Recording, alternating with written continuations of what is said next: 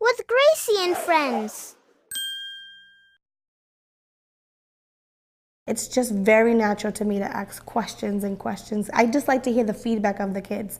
Any little thing that I can get from them, because that's how I know they got it. That's how I know they understand what I'm saying. When they first come in, I have to do most of the talk at first and just teach them.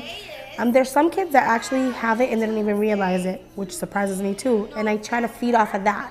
And I'll feed off with that child like, oh, really? So you have two? How many does he have? Can you tell him?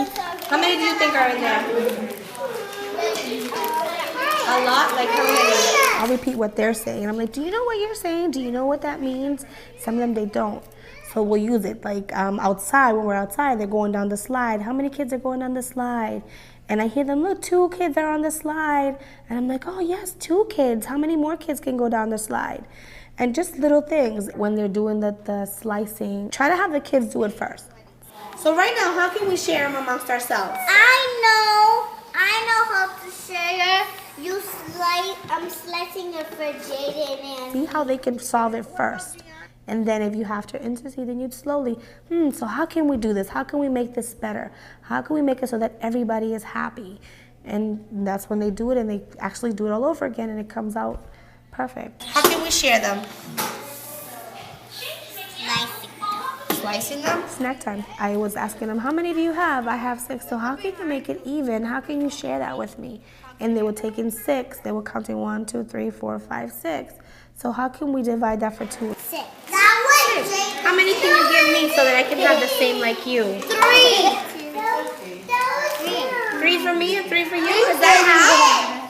With the blocks, how many blocks do you have? Wow, Frankie, you have 8. You have a lot. And he only has 4. Guillermo, you only have 4. Right? What can we do so that Guillermo can have the same like you, Frankie?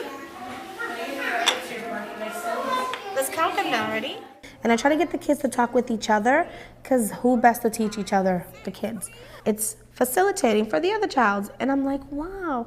So that's how I try to encourage it, because I think it's easier for them when they hear it from somebody else, like another child. It's easier for them to get it sometimes. And maybe they even would do something that I wouldn't do. I'm like, I'll take my little notes. I'm like, okay, well, he said it this way, so maybe I should try it that way when I do it at a teaching table. 2, 3, 4, 5. Oh.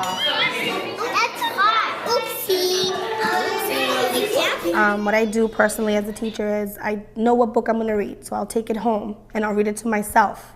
So I read the book, I highlight what I think the kids won't understand, and I try to say, okay, how can I rephrase it for them to understand it? So I'll do questions the first day that we read the book. So the next day when I read the book, okay, they didn't understand that. So I emphasize, okay, so this is a group of bikes.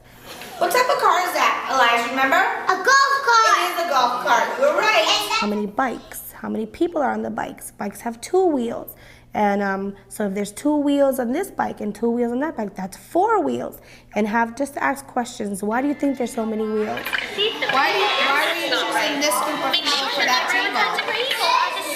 How many people are there? Just slowly. I think it's just a natural thing on everybody. Everybody is different. It's just very natural to me to ask questions and questions.